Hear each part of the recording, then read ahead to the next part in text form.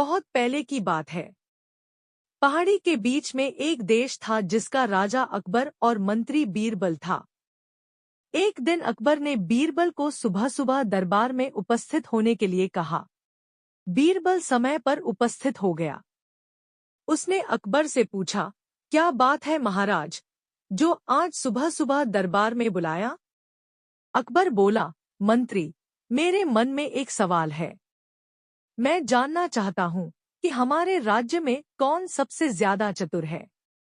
क्या इसका हल कर पाओगे तुम? बीरबल बोला, जी महाराज। उसी सभा में एक मुल्ला था जिसका नाम नासरुद्दीन था। उसने कहा, महाराज, इस क्षेत्र में सबसे ज्यादा चतुर मैं हूँ और मैं आपका एक सलाहकार भी हूँ। भला इसमें खोजबीन की क्या जरूरत है? बीरबल बोला, महाराज, मेरे ख्याल में मारवाड़ी से अधिक चतुर कोई नहीं होता। अकबर बोले, तो ठीक है, कल एक मारवाड़ी लेकर आना।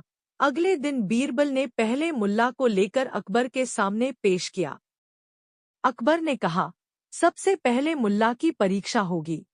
मुल्ला तैयार हो गया। अकबर ने कहा, तुम अपनी दाढ़ी मूंछ कटवा लो। मुल्ला बोला, महाराज, यह क्या कह रहे हैं आप? मैं एक मुल्ला हूँ। मेरा कामकाज इसी दाढ़ी की वजह से चलता है। मैं यह काट कर आपको दूं तो कौन मुझे मौलाना कहेगा? अकबर को गुस्सा आया। उसने कहा, नासरुद्दीन, अगर तुम मेरी बात नहीं मानोगे तो तुम्हारी गर्दन काट दी जाएगी। अकबर का गुस्सा देख मुल्ला डर गया। उसने सोचा, गर्दन काटने से अच्छा दाढ़ी मूंछ ही काट लेते हैं। दाढ़ी मूंछ तो 6 महीने बाद वापस आ जाएगी पर कटी हुई गर्दन तो नहीं आएगी। मुल्ला राजी हो गया। अगर मुल्ला चाहता तो बदले में कुछ मांग भी सकता था, पर डर से उसने कुछ नहीं मांगा। अगले दिन बीरबल ने मारवाड़ी को अकबर के सामने पेश किया। अकबर ने मारवाड़ी से भी दाढ़ी मूंछ काटने की बात की। मारवाड़ी बोला, राजा साहब, मैं दाढ़ी नहीं काट सकता।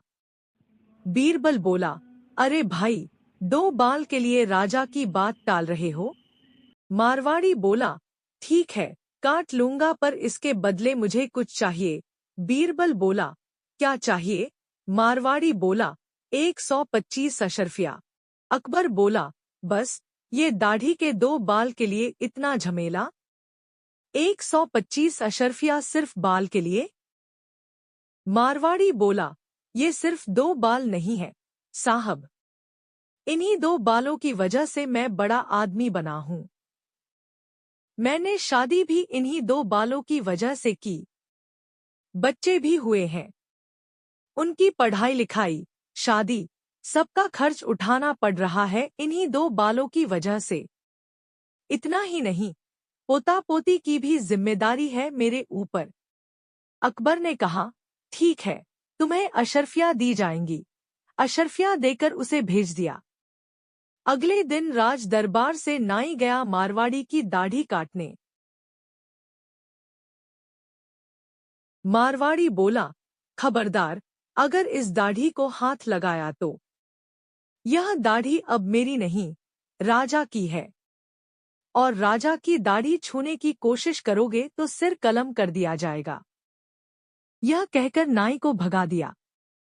अगले दिन मारवाड़ी ने अकबर को चिट्ठी लिखी, साहब, आपकी दाढ़ी मूंछ की देखभाल में बहुत खर्चा हो रहा है, कृपया कुछ और अशर्फिया भेज दें। अकबर बोला, यह मारवाड़ी तो मेरी सोच से भी आगे निकल गया।